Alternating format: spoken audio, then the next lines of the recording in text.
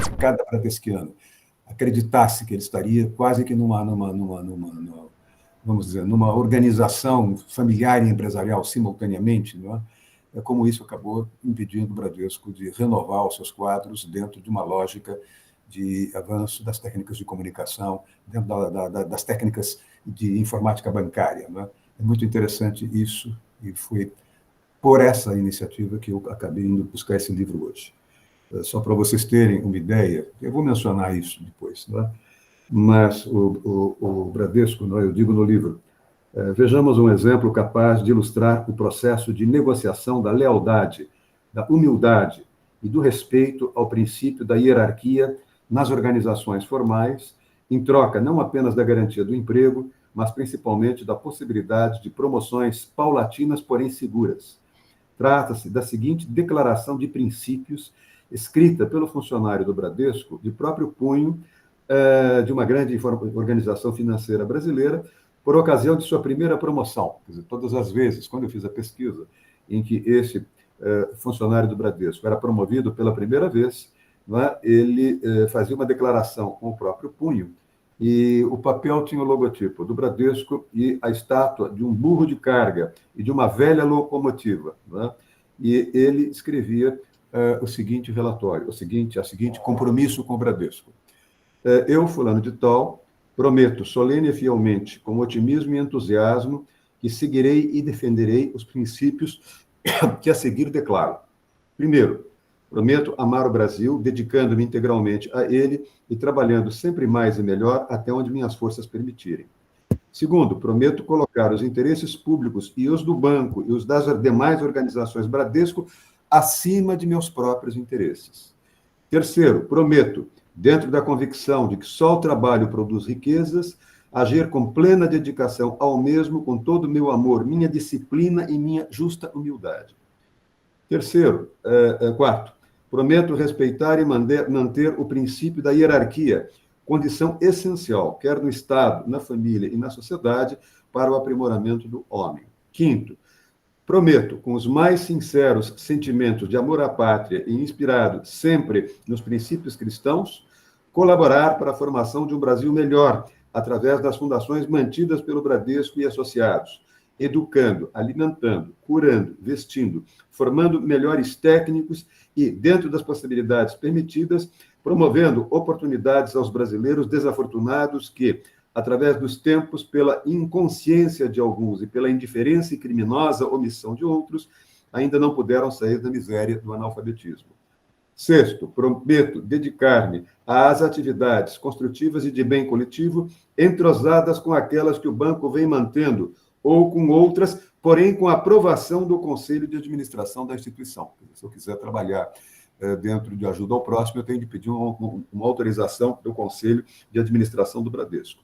Sétimo, prometo responder moral e materialmente, pelos eventuais e involuntários erros que vier a cometer. E oitavo, prometo tratar a todos com urbanidade e respeito, principalmente os mais humildes funcionários do Bradesco. Vocês vão perceber, tem um último item aqui. Prometo total integração à filosofia de vida e de trabalho do Bradesco, respeitando e fazendo respeitar seus estatutos e regulamentos internos, bem como os de seus associados. Vocês vão ver por que isso é importante na aula de hoje. Bom, já comecei a dar aula. Essa é uma aula em que eu pretendo discutir com vocês fortemente a questão da, vamos dizer, vinda de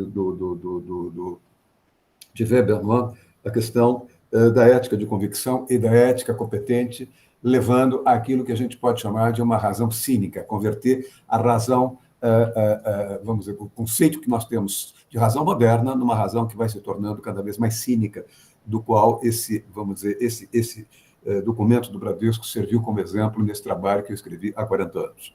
Eu tomo como ponto de partida, na aula de hoje, a ideia weberiana, não é? Do mundo contemporâneo, do mundo moderno, melhor dizendo. Ele vai morrer em 1920. E ele, na Primeira Guerra, vai deixar a universidade, vai administrar um hospital, e, a partir daí, ele percebe a importância do que é a burocracia, do que é a organização empresarial, o que é uma organização hospitalar, e começa a trabalhar com a teoria da burocracia.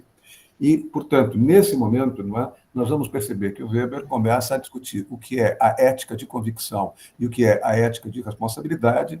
Isso, essas duas éticas, segundo ele, numa situação típica e ideal, deveriam funcionar equilibradamente uma com a outra, o que geraria, não é, o homem que ele chama de autêntico, e, ao mesmo tempo, ele também está falando que o mundo moderno é o mundo da ciência. O mundo da ciência é o mundo do desencantamento, o desencantamento das relações afetivas, das relações passionais, das relações tradicionais. Não é? Portanto, ele vai começar a discutir agora a questão da burocracia, a questão da razão técnica, a questão, vamos dizer, da expansão do sistema estruturado sob a forma de uma empresa, de um hospital, de uma organização burocrática, de uma máquina na administração pública.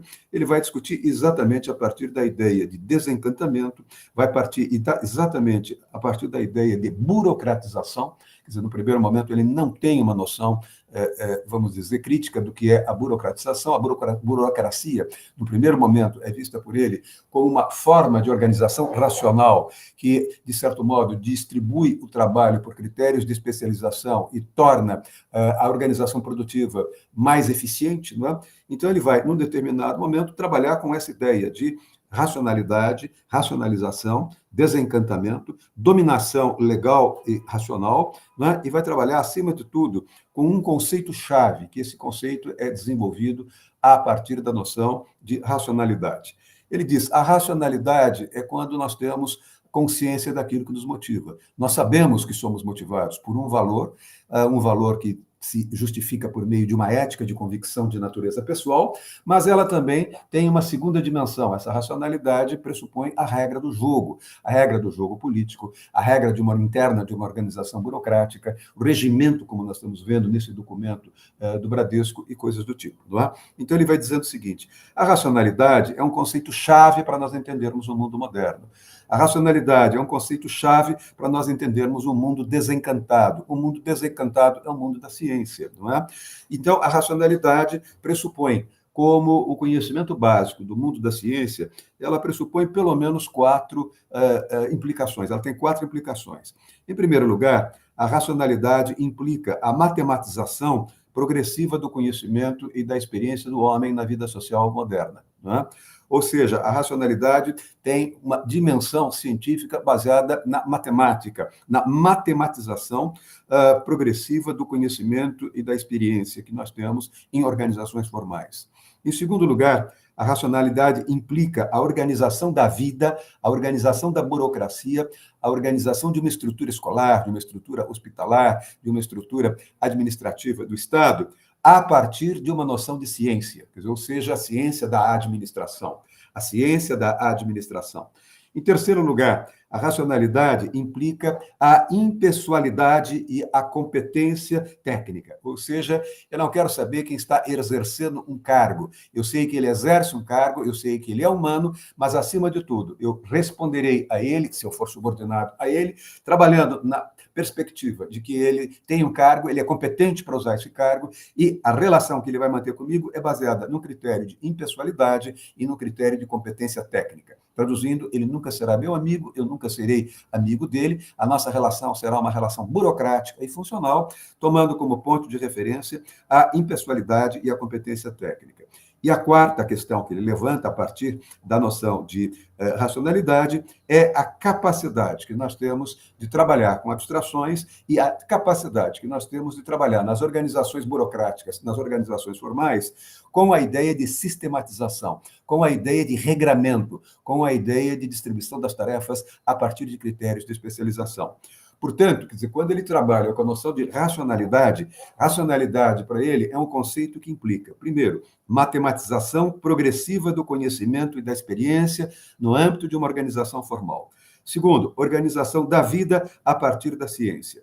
Terceiro, os especialistas, somos todos especialistas da organização formal, porque trabalhamos com impessoalidade e com um critério de competência técnica. Quer dizer, nós exercemos um papel técnico, outros exercem um papel técnico, do fato de todos exercerem funções que dependem uma das outras é que nós temos a eficiência da organização burocrática, e nessa eficiência da organização burocrática nós temos uma hierarquia de chefia. Essa hierarquia é preenchida a partir de um critério de abstração, quer dizer, eu não sei quem é a figura humana do chefe, mas eu tenho de somar as ordens do chefe, aceitar as ordens do chefe a partir de um critério de competência técnica. E, a partir daí, então, nós vamos ter um sistema de dominação baseado o tempo todo em regras, o tempo todo em códigos como esse que eu mencionei, esses códigos que nós vimos aqui na organização do Bradesco. Recentemente, ainda na sexta-feira, eu trabalhei no projeto da Fundação Getúlio Vargas sobre a redação de uma política de inclusão, de diversidade, de direitos humanos para a Fundação Getúlio Vargas.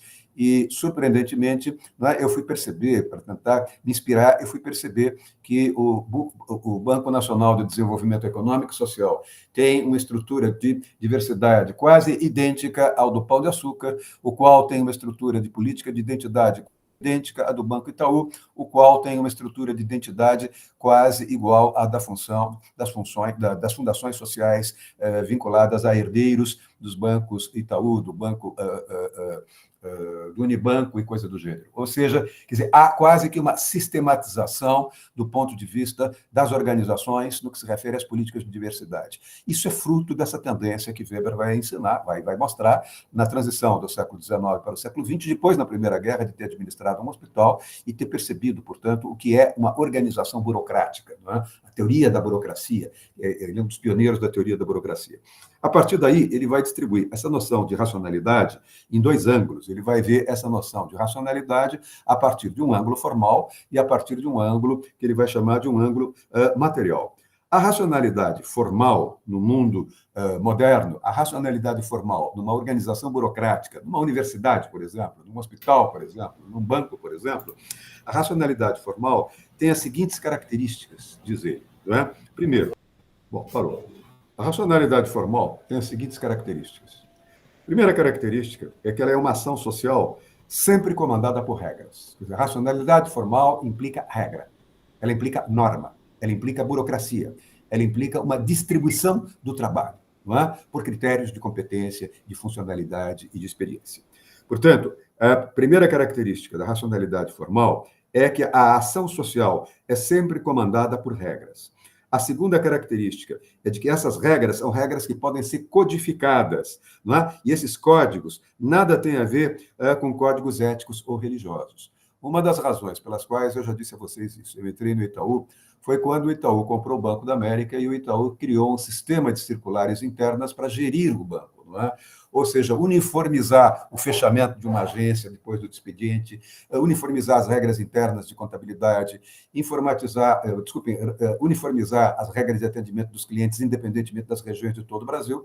E eu tive exatamente de produzir um sistema de circulares que fosse capaz de fazer tudo isso, não é? Foi neste momento que eu comecei a me preocupar com isso. Foi nesse momento, em 1972, que eu abri caminho depois para ir 3 vezes estudar nos Estados Unidos e caminhar nesta linha. Inclusive, estou trabalhando com material que eu fui recuperar de lá atrás, não é? Então, vejam, o que eu estou querendo dizer, a ação social é sempre comandada por regras. Essas regras sempre são codificáveis, e esses códigos nada têm a ver com os códigos éticos e religiosos. Esses códigos são códigos semelhantes a um código civil, esses códigos são códigos semelhantes a um código de direito, não é? A diferença é que eu tenho códigos jurídicos e eu tenho códigos que têm uma dimensão jurídica, mas são internos para garantir a organização formal de um banco que tem alguma coisa como 120 mil funcionários e tem uma atuação não apenas no Brasil, mas fora do Brasil, em vários países, e ele é administrado a partir desses códigos, a partir desse sistema de circulares que vai desde a questão da segurança bancária até a questão dos acionistas, ou como se relacionar com questões de aumento de clientela e coisa desse tipo, não é? Portanto, a ação social é sempre comandada por regras, essas regras são sempre codificáveis, e esses códigos nada têm a ver com os códigos éticos ou religiosos. São códigos gerais, são códigos impessoais, são códigos abstratos, são códigos pensados como direito, como códigos universais dentro da jurisdição, por exemplo, interna de um banco, ou dentro da jurisdição interna de um Pão de Açúcar, ou mesmo do BNDES. Não é? O BNDES também tem a sua estrutura de circulares, o Pão de Açúcar tem a sua estrutura de circulares, os bancos, as seguradoras têm a sua estrutura de circulares, e por aí vai. As empresas automobilísticas também têm, e por aí vai, não é? Portanto, esses códigos são códigos gerais, são códigos impessoais, são códigos abstratos e são códigos universais. Em quarto lugar, não, o método de interpretação desses códigos, o método de leitura desses códigos, é o método de natureza lógico-formal. Nesse sentido, não é? A ação racional é o modelo de maior certeza e segurança da vida social. Por isso, a ação racional baliza o sistema produtivo, propicia cálculos e transforma a calculabilidade numa das condições básicas de expansão do capitalismo. Não é?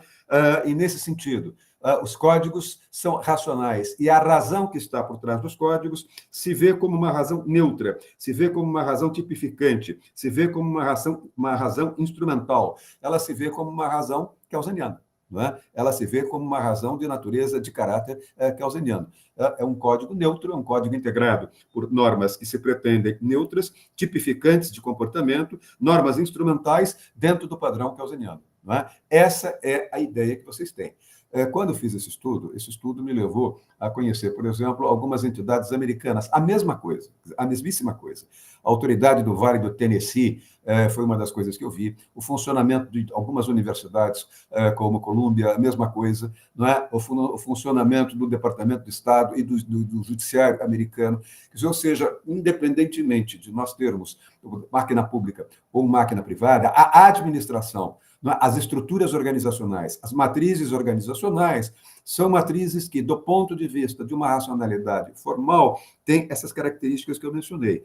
A ação social é sempre comandada por regras, essas regras são codificáveis, esses códigos nada têm a ver com os códigos éticos ou religiosos, esses códigos têm a pretensão de serem gerais, mesmo sendo códigos internos de uma organização empresarial, eles têm a pretensão de serem códigos gerais, impessoais, abstratos e universais. O método de interpretação é lógico-formal e a ação racional é o modelo de maior certeza e de maior segurança da vida social moderna. Por isso, ele baliza, não é? A ação racional baliza o sistema produtivo. A calculabilidade é uma das condições básicas da expansão capitalista. A razão, não é? Na ação racional formal, a razão se vê como neutra, ela é tipificante, ela é instrumental, ela pode ser comparada àquela razão pensada por Hans Kelsen. Não é? No entanto, a ciência política vai descobrir um paradoxo do ponto de partida de Weber. Não é? Weber vai ter um paradoxo. Qual é o paradoxo? Não é? Todo ponto de partida de uma organização formal tem um componente de racionalidade material. Por mais que eu tenha uma estrutura de racionalidade formal, o ponto de partida é sempre uma decisão de natureza material. Quer dizer, ou seja, quando se foi criado um banco, a decisão de se criar um banco, antes de se criar a estrutura de circulares do banco, antes de se criar o estatuto do banco e o regimento do banco, houve uma decisão política que não era justificada naquele momento, não podia ser justificada naquele momento por uma razão jurídica, e sim por uma razão material, ou seja, qual é o objetivo de um banco? Qual é o objetivo do banqueiro? Ganhar dinheiro. Qual é o objetivo, por exemplo, de uma estrutura escolar? Não, trabalhar com ensino e coisas desse tipo. Eu assisti, já disse isso a vocês, durante algum tempo, um curso de ciência política e de sociologia na Fundação Getúlio Vargas. No tempo que eu estudava direito, eu tinha minha namorada, que hoje é minha mulher, e ia buscá-la na Fundação Getúlio Vargas e, ao mesmo tempo, acabava chegando mais cedo, exclusivamente para assistir às aulas de ciência política e para assistir às aulas de sociologia. E tanto as aulas de ciência política, mas principalmente as aulas de sociologia, eram aulas dadas a partir da teoria weberiana de burocracia, a partir da teoria da organização burocrática trazida para os Estados Unidos por Talcott Parsons e depois travestida, não é? Essa ideia de uma teoria burocrática travestida como o elemento básico de um curso de sociologia dentro das escolas americanas de administração de empresas. Não é? E a Fundação Getúlio Vargas era algo nesse sentido. Então, nesse sentido, o que é que eu estou querendo dizer?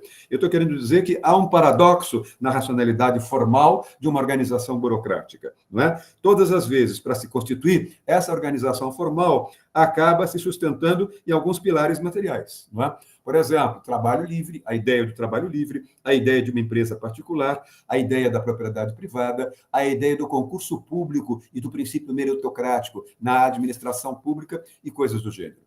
Não é? Todas as vezes em que eu constituo uma organização formal, a minha primeira decisão é uma decisão de natureza material, de natureza substantiva. Não é? A partir dessa natureza é que eu vou começar, então, a propor a codificação interna a partir de um critério de racionalidade formal numa organização burocrática, seja ela uma fundação filantrópica, seja uma máquina administrativa, seja uma organização bancária, etc, etc. Desse modo, a racionalidade formal se converte em condição fundamental para, primeiro, um cálculo de meios e fins. Segundo, um cálculo de custo-benefício. Não é? Então, num primeiro momento, o que nós vamos ter de começar a pensar é que a razão que está por trás de uma organização burocrática, a ação racional, nos permite trabalhar com cálculo de meio e fim, nos permite trabalhar com a ideia de custo-benefício. Segundo, nos permite trabalhar com a ideia de rentabilidade, cortar gasto, não é? E, ao mesmo tempo, racionalizar as atividades para diminuir custo e gerar lucro, ou seja, promover a acumulação. Terceiro, nós podemos pensar em estratégias de maximização dos meios de produção. Maximização dos meios de produção.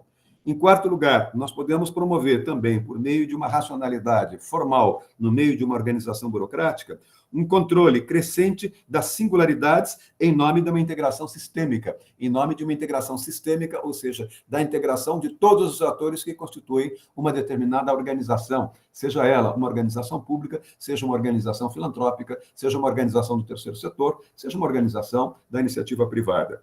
Em quarto lugar, nós podemos também maximizar os meios de produção e promover essa integração sistêmica a partir de um desenvolvimento tecnológico. E, em quinto lugar, nós podemos também, com isso, expandir, não é, o domínio formal burocrático que prevalece no âmbito de uma organização. Vejam, quando eu me refiro à organização financeira, eu me refiro a um banco, eu me refiro a uma organização que lida com dinheiro. E, portanto, ela tem de ter, não é, uma série de controles até para evitar determinadas questões que são, vamos dizer, muito sensíveis à ideia de furto, na medida em que os bancários lidam com grandes quantidades de dinheiro. Portanto, vejam, quando eu menciono, não é, que a racionalidade formal se converte em condição fundamental para cálculo de meios e fins, de custo-benefício, para rentabilidade, aumento da rentabilidade e acumulação, para maximização dos meios de produção, para o controle crescente das singularidades em nome de uma integração sistêmica, para o desenvolvimento tecnológico e para a expansão do domínio formal burocrático, o que eu quero dizer é que tudo isso é fundamental para uma gestão eficiente. Eu vou dar um exemplo de como isso é importante. Não é? Isso aconteceu também com o Bradesco e isso aconteceu com um funcionário do Bradesco, um gerente, cuja mulher foi atingida por um câncer brutal e ele, não tendo condição para bancar o hospital para a mulher, ele foi desviando dinheiro da agência até o momento em que, vamos dizer, a mulher faleceu. E aí ele diz, procura um advogado. Esse advogado era um grande criminalista, depois foi deputado, foi presidente do PMDB, Oscar Pedroso Horta, e ele disse, olha, doutor Horta, eu tirei R$1 milhão, na época era $1 milhão, uma coisa assim, da agência do Bradesco. Eu tenho medo de ser preso, eu tenho medo, etc, etc, queria fazer um acordo, não é? Queria devolver parte desse dinheiro, porque a maior parte desse dinheiro eu gastei na saúde da minha mulher. E qual foi a reação do advogado criminalista Oscar Pedroso Horta? Ele disse, o senhor vai retirar, o senhor vai roubar mais $1 milhão. Ele falou, como? Eu estou me sentindo muito mal, eu estou querendo devolver o que eu tive. Eu falei, nós vamos fazer a sua defesa e vamos fazer um acordo com o Bradesco. Agora, a estratégia é que o senhor vai roubar mais $1 milhão do banco. E confie no que eu estou fazendo. Não é?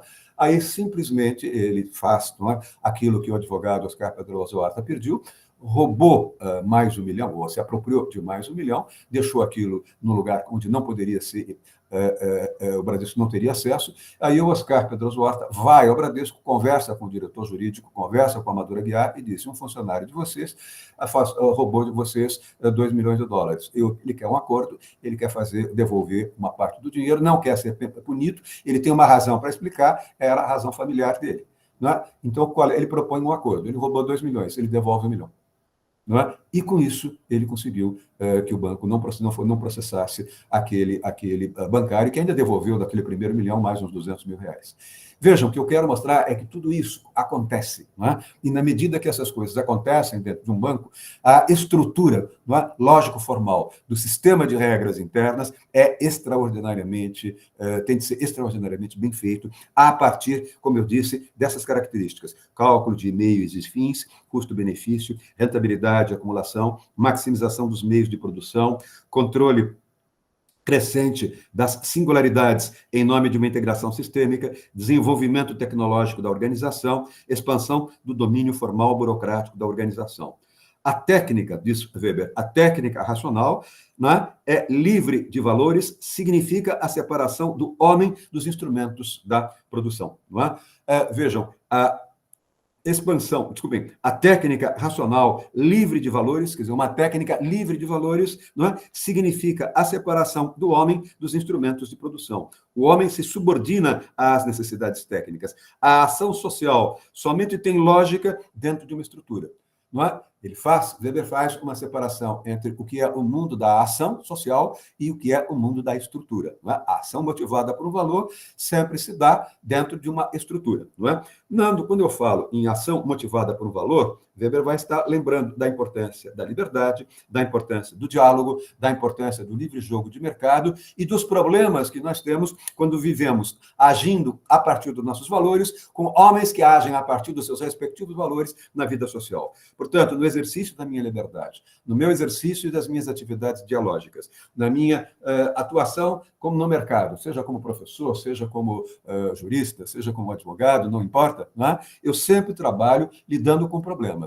Agora, eu tenho de pensar que eu exerço essa liberdade dentro de uma estrutura. E essa estrutura é uma estrutura codificada. Essa estrutura é uma estrutura que se baseia numa lógica formal. E, portanto, ela se baseia, não é, naquilo que nós podemos chamar de uma integração sistêmica. Nós vamos integrar as nossas funções dentro de um sistema. A ESA tem um sistema de funcionamento, a USP tem um sistema de funcionamento, o meu prédio tem um sistema de funcionamento.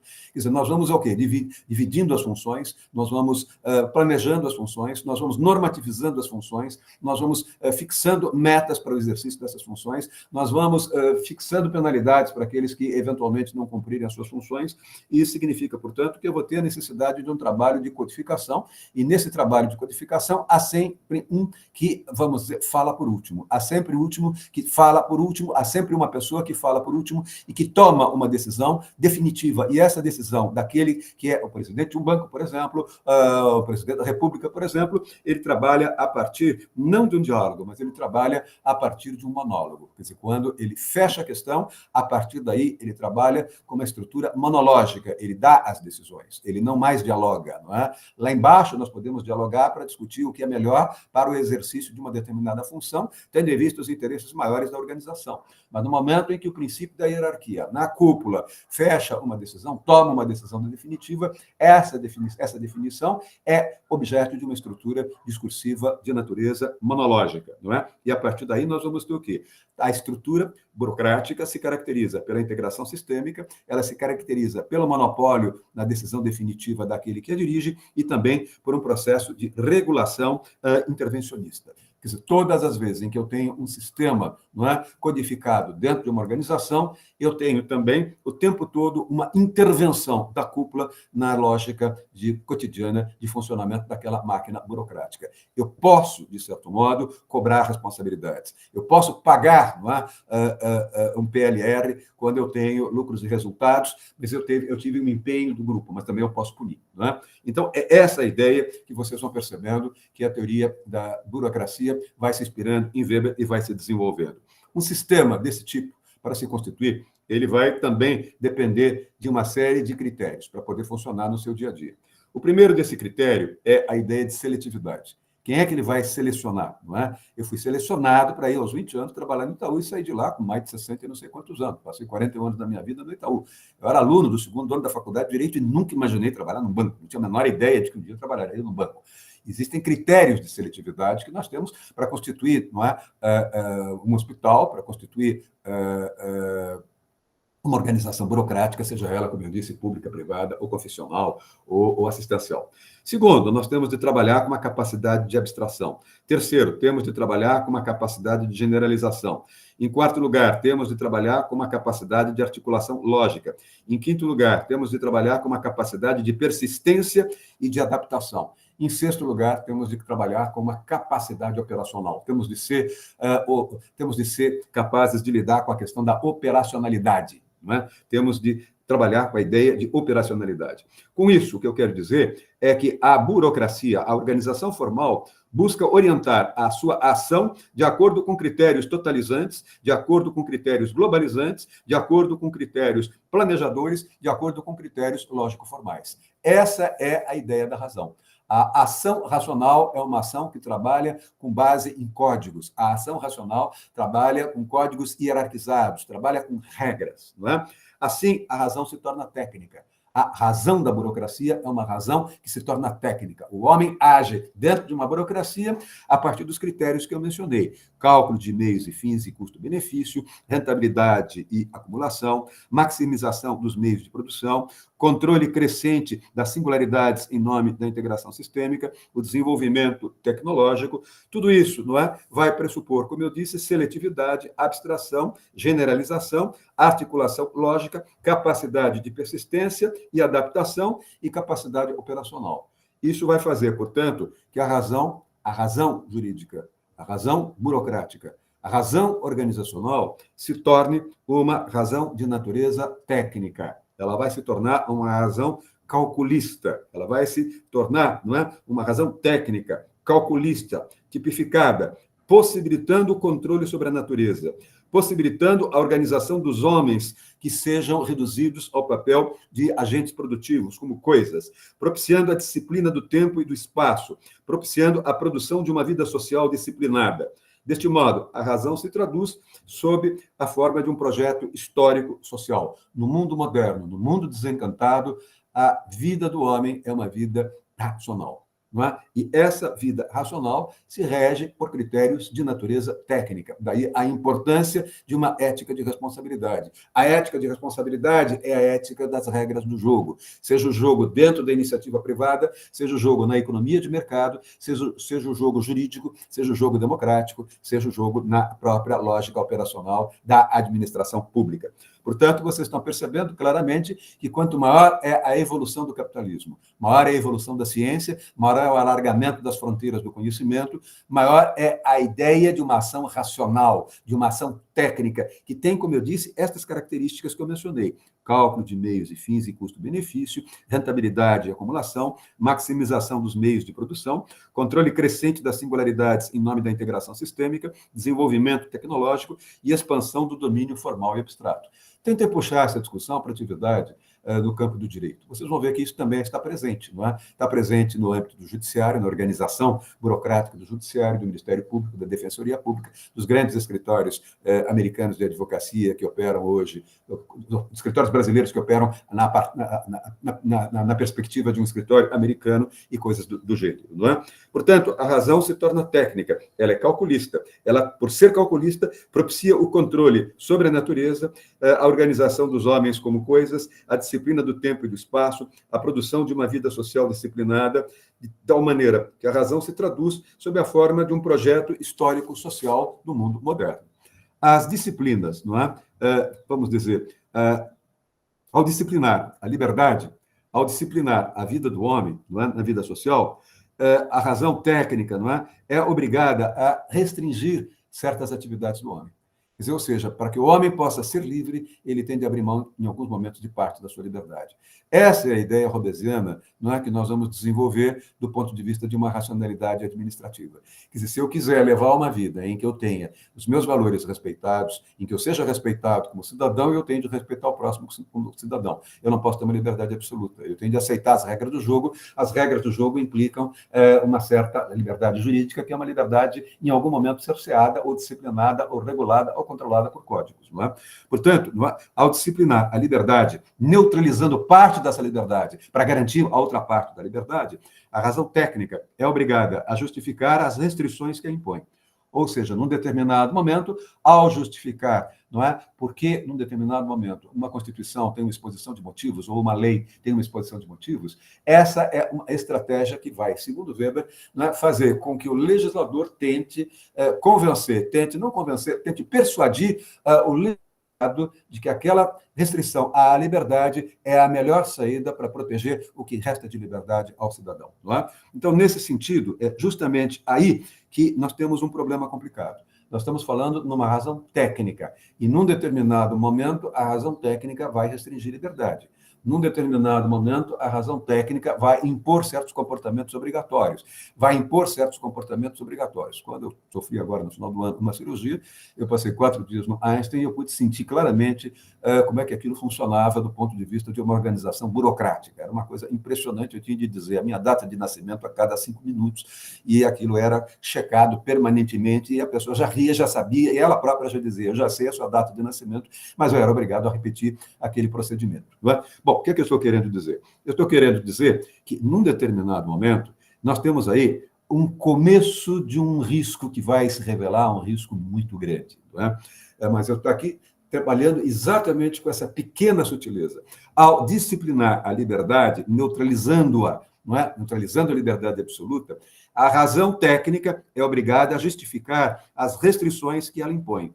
É justamente aí que ela começa, a razão técnica, ela começa a se perverter. Ela começa a se perverter como princípio de autoridade.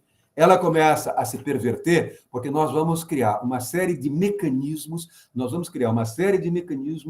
para, a partir do princípio de autoridade, na cúpula de uma organização funcional, e disseminando aqueles valores, fazendo com que as pessoas internalizem aqueles valores da empresa, que elas vistam, aspas, a chamada camisa da empresa, não é? E, a partir daí, elas não perguntem por que é que elas têm de cumprir aquela regra. O que se espera é que elas cumpram aquela regra, é que elas não perguntem por que aquelas regras foram feitas, para que elas não perguntem qual é o sentido daquelas regras, é simplesmente no sentido de fazer com que essas regras sejam internalizadas. Há muitos anos atrás, quando eu trabalhei com essas questões weberianas, não é, eu fui convidado por uma organização que pertencia à família dona do Walter Salles, não é, do embaixador Walter Salles, do Unibanco, não é? E foi em Angra dos Reis, e eu confesso a vocês que eu fiquei horrorizado com o que eu assisti. Eles contrataram algumas pessoas para trabalhar com técnicas motivacionais dos diretores daquele grupo. Era uma entidade que pertencia ao conglomerado do Unibanco, mas não era o Unibanco. E, de repente, eu vi coisas absolutamente lamentáveis. Não é? Esses técnicos eram quase que humilhados. Desculpem, esses diretores dos bancos eram quase que humilhados. Eles tinham de descobrir onde foi, em 30 segundos, onde foi escondida uma bolinha de gude no hotel em que eles estavam. E alguns entravam por debaixo do sofá, por debaixo da mesa, alguns eram humilhados. Era uma coisa absolutamente, vamos dizer, lamentável. Não é? E eu comecei a olhar aquilo, eu tinha de fazer uma palestra, não motivacional, mas uma palestra sobre a estrutura. Viriam as eleições presidenciais, e eu tinha de fazer uma previsão de eleição, como se daria aquela eleição, mas fui assistindo aquilo e fui percebendo que quanto mais eles se sentiam envergonhados, pior eles eram avaliados. Ou seja, os melhores avaliados eram aqueles que faziam justamente o que os humilhava. Não é? Naquele momento, eu peguei depois um carro e vim para o Rio de Janeiro, peguei no Santos Dumont, a primeira coisa que eu fiz foi vir lembrando do Weber, do que eu ouvia nas aulas da Fundação Getúlio Vargas do Weber. Não é?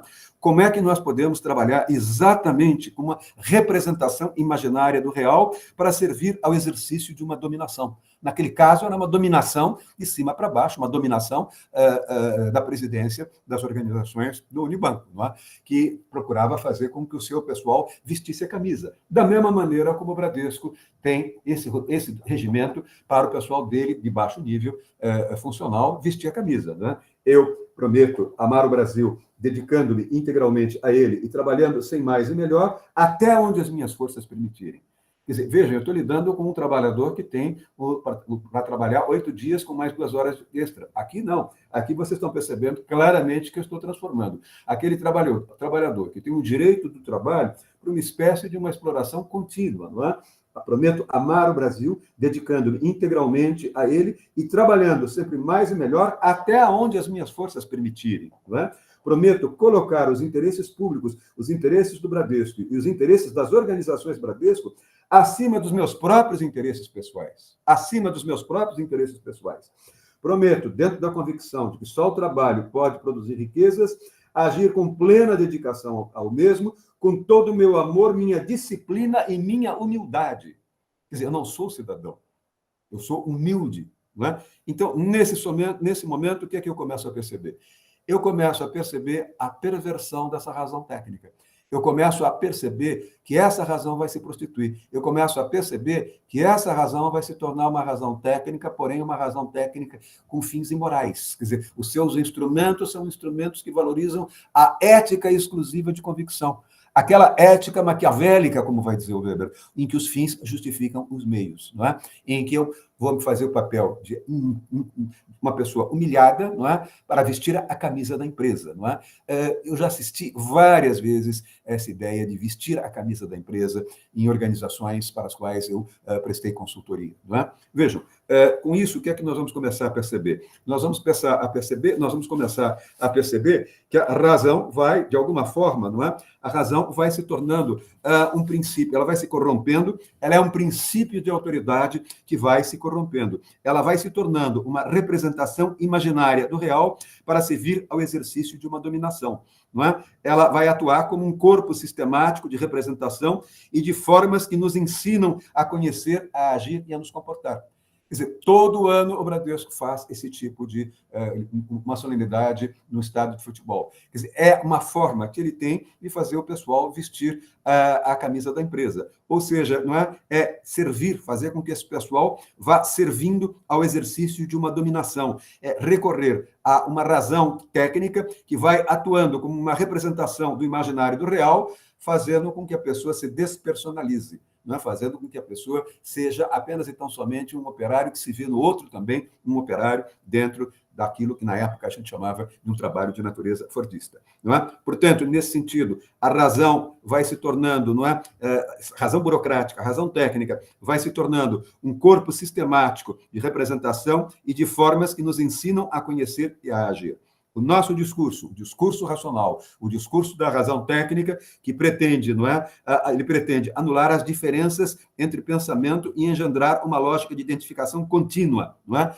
Ou seja, eu vou transformar o trabalhador de uma grande empresa, ou o trabalhador da administração pública, alguém que pense da mesma maneira, alguém que fale a mesma linguagem e alguém que olhe a realidade e veja a mesma coisa. Ou seja, eu vou pasteurizar, eu vou sensibilizar, mas pasteurizando, neutralizando a capacidade de indagação, neutralizando a capacidade de fazer perguntas que estejam fora dos manuais, que estejam fora das circulares. Não é? Nesse sentido, é que eu começo, portanto, a identificar como essa razão técnica vai se corroendo, como ela vai se prostituindo. Não é? Naquele momento que nós vamos começar a perceber, nesse momento, é exatamente isso. Não é? Quanto mais eu subo, quanto mais eu chego na hierarquia da empresa, mais a gente percebe que o departamento de pessoal, o departamento de recursos humanos tem técnicas de motivação. Mais eu percebo que na política nós vamos chamar de uma lógica de dominação, não é? Mais eu vou percebendo a vontade das elites, como é que as elites manipulam as suas bases, não é? Eu começo a perceber que essa crescente tendência da razão a ir se pervertendo tende a abolir as diferenças, tende a ocultar as contradições, tende a neutralizar as tentativas de interrogação, ou seja, eu vou começar a perceber que estas circulares, estes movimentos que a gente vê dentro das empresas, dentro das organizações formais, dentro das organizações burocráticas, caminham nessa linha. Claro, Chaplin, eu estou pensando exatamente nos tempos modernos do Chaplin. Não é? Claramente, é isso, você tem toda a razão, o colega que colocou o Chaplin dizendo isso. Com isso, o que é que nós percebemos? Não é? Nós percebemos que o homem acaba sendo aprisionado, não é? O trabalhador acaba sendo aprisionado, o burocrata, o administrador público acaba sendo aprisionado pelas exigências de um modo de vida organizado tecnologicamente e burocraticamente. Quanto mais nós nos inserimos num padrão de vida organizado tecnológica e burocraticamente, mais nós nos despersonalizamos. Vejam, eu quero lembrar para vocês a importância do crachá, que, num determinado momento, hoje vale muito mais em termos de cidadania organizacional do que, por exemplo, uma carteira de identidade. Né? Se vocês quiserem entrar numa grande organização burocrática, seja a Volkswagen, seja um banco, vocês vão ter de ter uma carteira funcional ou vocês não entram. Não é? Muitas vezes vocês vão ter a cédula de identidade retida, ainda que isso seja proibido por lei. Não é? Vejam, o que eu quero é que vocês vão começar a perceber que vai surgindo, não é, sem que a gente perceba, um autoritarismo difuso. E este autoritarismo difuso vai, num determinado momento, levando a razão a se perverter. Não é? A razão técnica, não é? Enquanto uma razão que vai se ideologizando, atua como uma pauta legitimadora. A legitimidade aí é encarada na perspectiva da eficiência e da produtividade. Este tipo de razão, em suma, acaba com qualquer discussão sobre valores superiores, acaba com qualquer discussão sobre valores morais. A questão que se coloca é, não é? Como é que nós produzimos melhor? Como é que nós cortamos gastos? Como é que nós conseguimos cortar gastos? Como é que nós podemos manipular preços? Como é que nós podemos distribuir os resultados aos trabalhadores? Como é que nós vamos fazer esse tipo de cálculo? Quer dizer, o tempo todo eu vou começar a perceber que aquela razão, que era uma razão técnica, vai se tornando uma razão dominadora. Ela vai se prostituindo e vai se tornando uma dominação, vamos dizer, uma razão dominadora. Ela vai nos tornando, vamos dizer, verdadeiros autômatos do ponto de vista da produção de natureza fordista, não é? A razão técnica, portanto, enquanto ideologia, atua como uma pauta legitimadora. Legitimidade aí encarada na perspectiva da eficiência e da produtividade. Este tipo de razão acaba com qualquer discussão sobre valores superiores. O que prevalece aí é uma ética de convicção extremada, e essa ética de convicção se sobrepõe à ética de responsabilidade, à ética dos meios, à ética dos direitos, à ética do respeito ao próximo. Não é? A segurança jurídica vai se tornando cada vez mais instrumental, não é? Ela vai sendo substituída, a segurança jurídica vai sendo parte de uma segurança organizacional. Essa segurança organizacional, não é? Ela vira um fim em si. Ela busca um fim em si, que é o lucro, o lucro, que é a exploração, a dominação, a dominação. Nesse momento é que nós pertencemos, portanto, que a razão tende a se tornar tecnocrática. A razão prostituída é a razão tecnocrática. E essa razão tecnocrática é uma razão pervertida, é uma razão que tem uma tendência a se prostituir.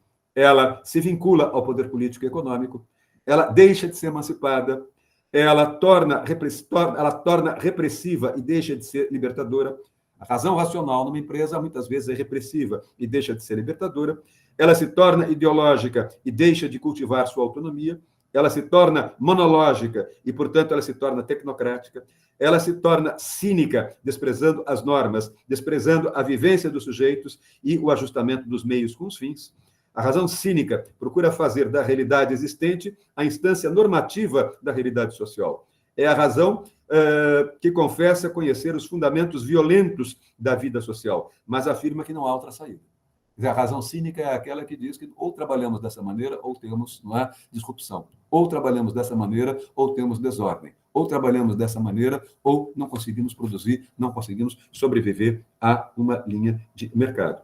Esse tipo de discurso, essa razão cínica, é uma razão que vai prevalecendo nas burocracias empresariais, vai prevalecendo nas burocracias escolares, nas burocracias hospitalares, nas burocracias militares, nas burocracias sindicais, nas burocracias culturais, nas burocracias partidárias, ou seja, nas organizações complexas, não é? Nas burocracias. Não é? É um discurso impessoal com base no princípio da autoridade científica. Né? É uma razão cínica que pressupõe um sistema de autoridade fundado no princípio da hierarquia. Né?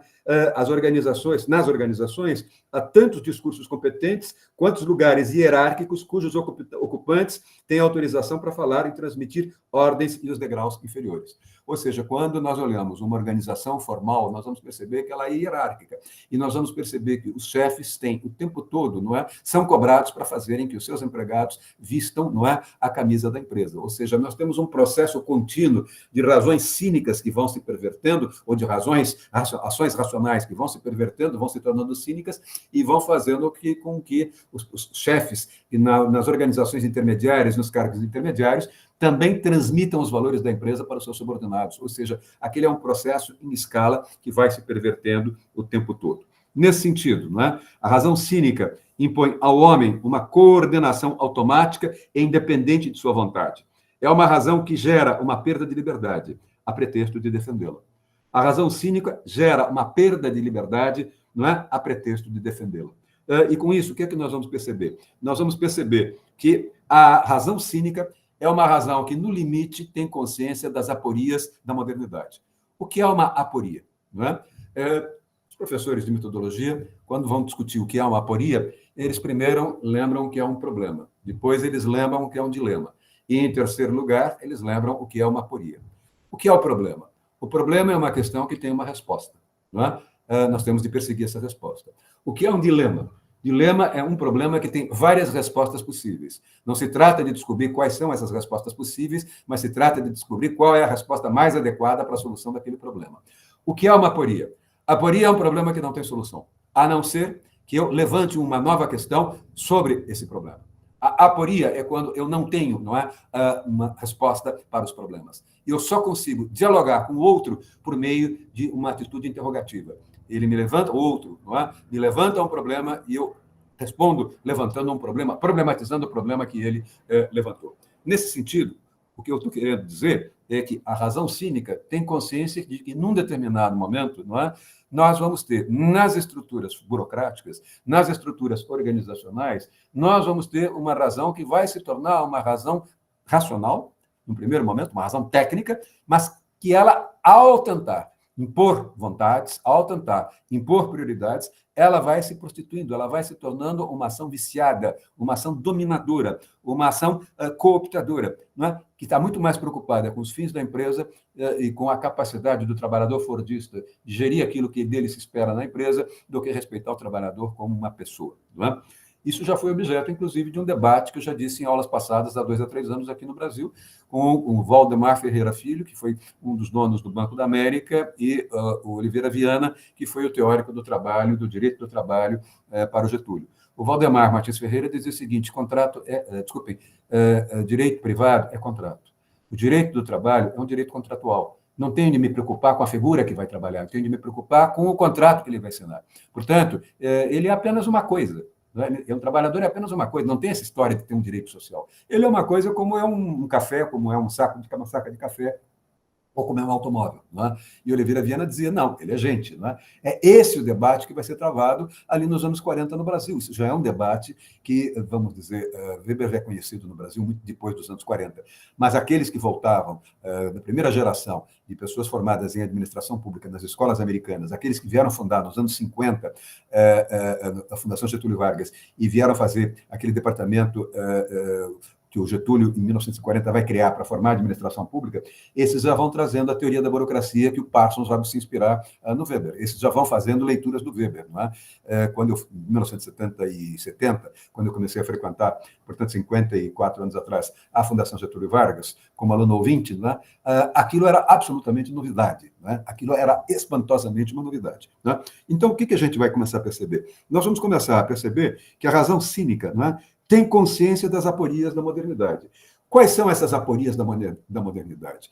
Quais são os problemas que a modernidade enfrenta para os quais ela não tem solução? Né? Eu não tenho a capacidade de identificar todos os problemas, todas as aporias da modernidade.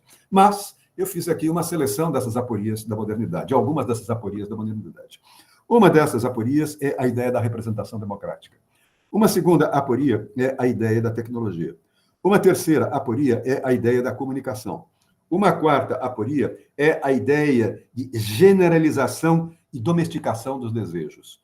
Uma quinta, não é, aporia é o consenso, não é? O consenso em torno de determinadas metas. E uma sexta aporia é a própria ideia de cidadania. Há outras, digamos, aporias, mas essas são as aporias que a ciência política e a sociologia política e a sociologia da administração têm trabalhado. A primeira razão cínica é aquela razão cínica, ela tem consciência das aporias da modernidade. A primeira razão cínica é aquela que nós encontramos na representação democrática, não é? Nós olhamos, vocês estão acompanhando o que está acontecendo com o Partido Liberal, que é o partido do ex-presidente Bolsonaro, liderado pelo Valdemar da Costa Neto, não é? Se vocês perceberem, Essa ideia desse partido é claramente uma ideia que prevaleceu num estudo que foi feito há alguns anos atrás, há décadas atrás, pelo Bobbio, ali na altura dos anos 80, transição dos anos 70 para os anos 40, dos anos 80, 70 para os anos 80, não é? No Futuro da Democracia. É um livro em que ele vai chamar muito a atenção para este problema, ele vai trabalhar com Weber, ele vai trabalhar exatamente com a ideia do partido político. O partido político vive de voto, mas na sua estrutura organizacional, ele se deixa levar por assembleias democráticas ou ele se deixa levar pela burocracia. Vejam, quer dizer, o partido político é um partido de representação ideológica, mas no seu cotidiano ele é algo dominado pelos seus próprios burocratas, não é? Pelos seus comandantes internos que não têm voto, ou ele vai depender das suas decisões de um assembleísmo. Tanto no assembleísmo nós temos problema, porque às vezes nós podemos ter alguém que levante e fale racionalmente, mas quase que invariavelmente quem vai dominar uma assembleia política é um carismático. E um carismático, weberianamente falando, é alguém que leva as pessoas a reagirem em função da sua paixão, da sua emoção, do seu impacto. Não é? É isto que eu quero chamar de assembleísmo. Não é? No assembleísmo, nós não temos racionalidade. E no mundo moderno, se eu tenho uma organização formal chamada partido político, esse partido político vai ser regido como? Vejam como é que o partido, o PL, vem sendo, e o partido do Kassab, os dois partidos vêm sendo regidos, não por... Eles compraram o preço do presidente Bolsonaro, porque eles acham que vão trazer voto com o carisma desse homem. Não é? Mas lá dentro aquilo é regido como uma empresa que tem de fazer tanto de deputados, tanto vereadores, deputados estaduais, deputados federais, senadores, governadores e prefeitos, porque eles vão atingir uma quantidade muito grande do fundo partidário. A mesma coisa, o mesmo tipo de raciocínio é feito pelo Kassab. O Kassab é um político que não exerce mais mandato, não é? O Valdemar da Costa Neto não é mais deputado, eles são gestores, não é? Gestores de partidos políticos, e eles estão exatamente trabalhando com uma ação racional, produtiva, corrompida, não é? Procurando tomar dinheiro a partir de, vamos dizer, de experiências empresariais, de uma gestão empresarial de partidos políticos, para ganhar voto, ganhar mandatos e, com isso, ter um peso maior na retirada do fundo partidário. Essa é uma das questões que o Bobbio coloca, essa é uma das questões mais dramáticas que nós estamos vendo, inclusive nos Estados Unidos, não é? Na eleição americana. Estamos vendo isso aqui no Brasil com toda clareza a partir da eleição deste ano. Não é? Segundo, no campo da tecnologia, não é? Quem é que manipula a tecnologia? E quem é que a conhece e quem é que a desconhece? Porque a manipulação da tecnologia é algo importante para a gente discutir a ação racional, não é? No mundo moderno, no mundo desencantado, não é? Por uma razão muito simples. Quem são os sábios? Quem são os ignorantes? Será que existe essa relação sábio e ignorante, ou será que a gente também coloca no meio, entre o ignorante e o sábio, o sabido, o esperto, não é? O estelionatário? Não é? Essa questão é como é que fica a questão do sábio, do sabido, como é que fica a questão de dominar a máquina, como é que fica a questão dos incultos, como é que fica a questão dos rústicos. Não é? Quando nós olhamos certas políticas educacionais, por exemplo, nos Estados Unidos, quando começou-se a perceber que o processo schumpeteriano de destruição criadora vinha num determinado momento obrigando a uma modernização da legislação americana, as escolas americanas começaram a diminuir o tempo para se graduar alguém formado em direito, para que eles se formassem em 2 anos e meio, e aprendessem o direito daquele momento, e depois de mais 2 anos e meio, 3 anos, eles voltavam a fazer um mestrado profissionalizante. Não é? Ou seja, a ideia é, eles voltam mais rapidamente, fazem um mestrado profissionalizante, exatamente porque o que nós estamos tendo aí é uma troca de conhecimentos, uma troca de know-how em função do processo schumpeteriano se tornar, de avanço tecnológico, se tornar cada vez mais acelerado. Nós temos também, não é, a questão na comunicação, a das aporias na comunicação. Em que medida, não é, informação também não é formação? Em que medida informação também não é formação? Essa foi uma das questões que eu levantei na minha aula inaugural na Faculdade de Direito, há 2 segundas-feiras atrás, na faculdade, para os alunos que acabaram de entrar na USP. Não é? Um professor que chega e informa, ao mesmo tempo em que ele informa, a maneira como ele se posiciona, a maneira como ele fala, os exemplos que ele dá, são exemplos escolhidos nem sempre por critérios técnicos, muitas vezes por critérios políticos, muitas vezes por critérios preferenciais, muitas vezes por gosto, muitas vezes por manias, mas o fato é que, nesse momento, ele está o quê? da maneira como ele fala, do exemplo que ele dá, ele está informando, mas, ao mesmo tempo, ele está formando. Não é? Eu já disse isso a vocês várias vezes. Quando eu entrei no jornal, era um repórter de 17 anos, trabalhava com um fotógrafo, que era um macaco velho, e o macaco velho me dizia o seguinte: nós estamos aqui em plena ditadura, nós, quando fizemos uma matéria com um general da ditadura, nós o fotografamos de baixo para cima, geralmente a foto sai com ele sendo visto como um brucutu. Não é? Se eu tirar de cima para baixo, sai uma foto mais romântica. Claramente, não é? Quando os militares começaram a perceber isso, eles diziam que os fotógrafos estavam rompendo as regras da fotografia. Nunca teve regra. Né? Fotografia pode ser uma atividade artística, depende de como eu encontrar o jogo de luz, o jogo de velocidade e o ângulo. Não é? Vejam, o que eu quero explicar para vocês é que eu começo a perceber que a razão vai se tornando cínica, né? Na representação, onde eu tenho a aporia do assembleísmo versus burocracia nos partidos, na tecnologia, não é? Quem é que a manipula? Quem é que a desconhece? Quem é o sabido? Quem é aquele que, de certo modo, caminha numa linha mais, vamos dizer, respeitosa moralmente ou não? Ontem, por exemplo, eu recebi uma informação, tenho um irmão que é médico, eu recebi uma informação de que vem agora veio a autorização para que os laboratórios farmacêuticos aumentem o preço dos remédios. Os remédios de consumo contínuo estão fora, estão todos esperando chegar esse dia para serem colocados de volta nas farmácias. As farmácias não têm remédio para vender, esses remédios de duração contínua para vender.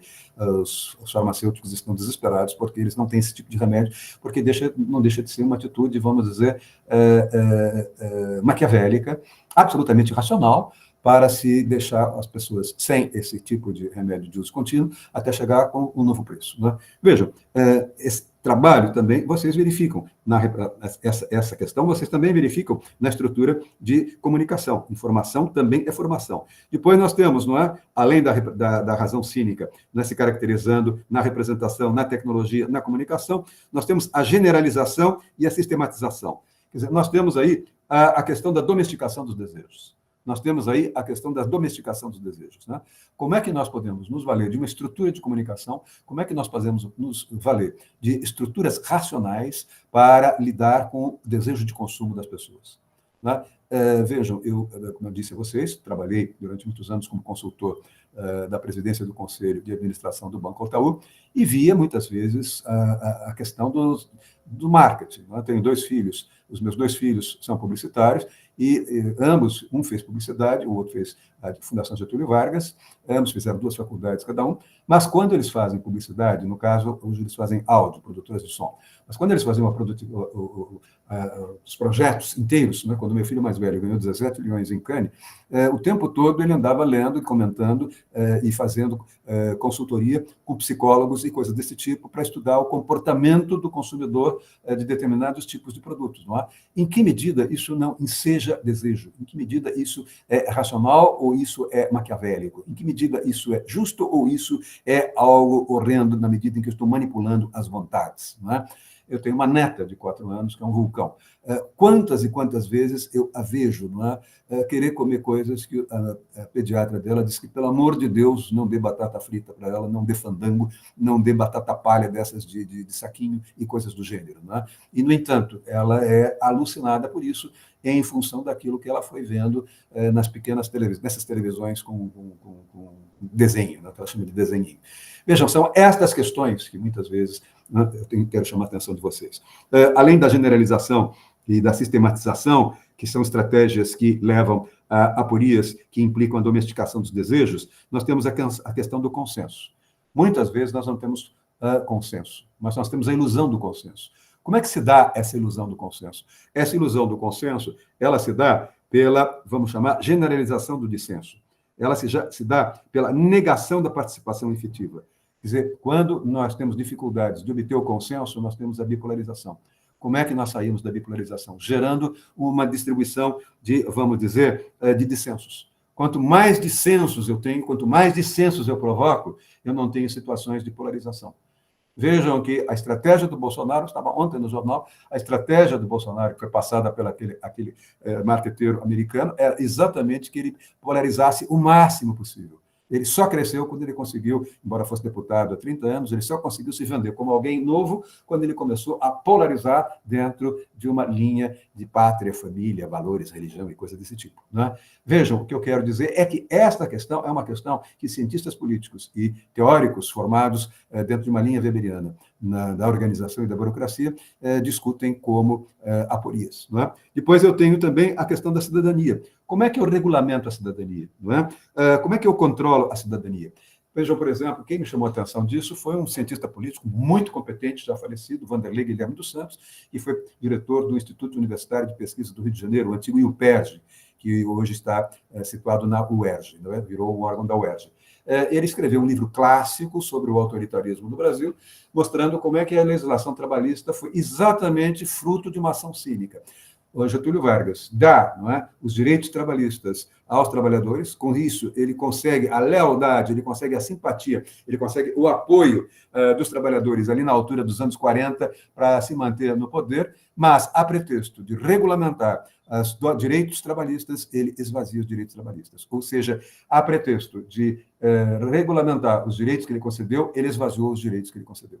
Ou seja, a regulamentação não passou de um disfarce para esvaziar, para transformar os direitos trabalhistas em, vamos dizer, palavras, mas não em fato, não em realidade. Portanto, a razão cínica tem consciência das aporias da modernidade. Na representação, ela lida com a questão do assembleísmo e da burocracia.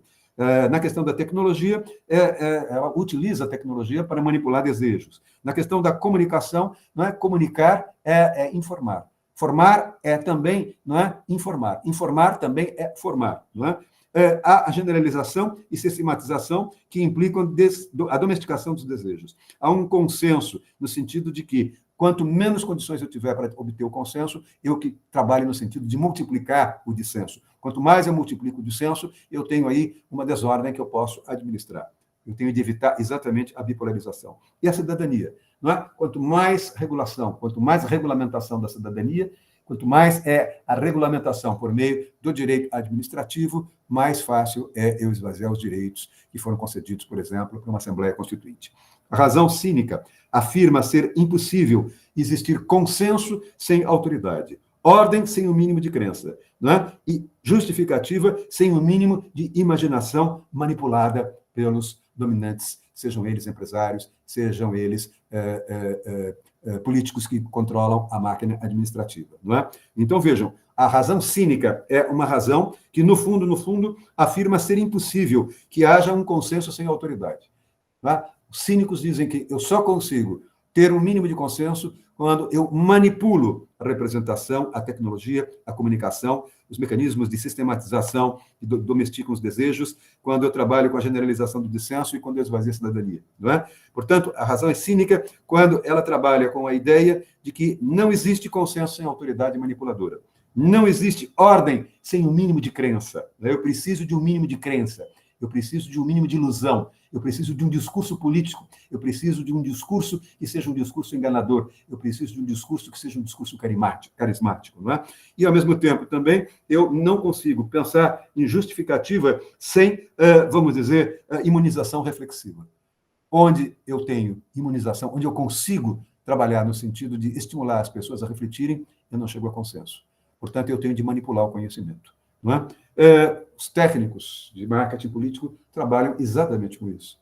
Há alguns presidentes de banco que trabalham com essa estratégia. Né? São os frutos de marqueteiros, são aqueles políticos que têm, aqueles banqueiros que têm a capacidade de fazer com que os bancários se orgulhem. Não é? Eles acham que, comendo uma vez um churrasco do Bradesco, lá no estádio de futebol, o Amador Aguiar seria um homem igual a eles, não é? É um pouco essa linha, não é? Portanto, de acordo com a razão cínica, não há como se escapar da domesticação das consciências, não há como se escapar da desideologização dos conflitos, não há como se escapar da generalização do dissenso. Graças a essa razão cínica, as normas não são mais avaliadas pelo seu conteúdo, mas elas são tomadas como interpretativos indiscutíveis. As normas são voltadas a projetos específicos. E é nesse momento que nós vamos começar a perceber que a razão cínica é aquilo que uma professora vai chamar, nos anos 70, chamada Marilena de Souza Chauí, de a razão competente. Esse livro é um livro chamado A Democracia e Outros Discursos. Não é? O primeiro ensaio é um ensaio sobre a razão competente. Não é? Esse é um livro brilhante, eu sou criticado no livro, mas nem por isso o livro deixa de ser brilhante.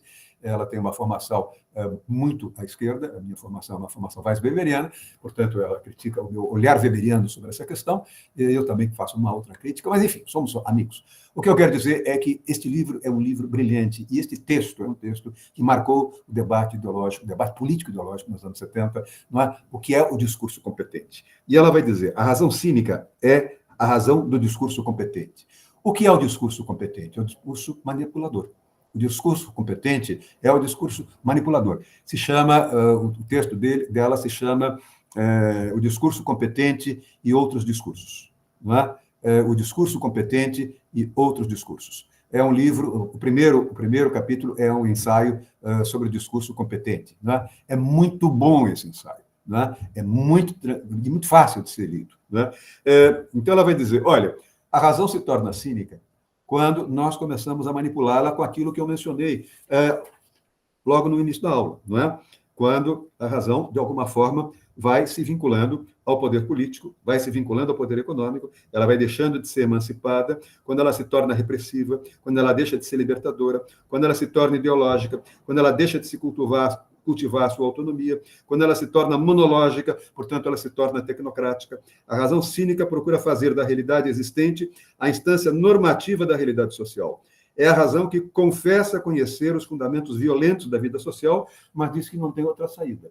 Nós somos violentos, nós vivemos numa sociedade em que tem injustiça, mas não há como não viver injustiça, não há como viver sob o domínio da força, não é?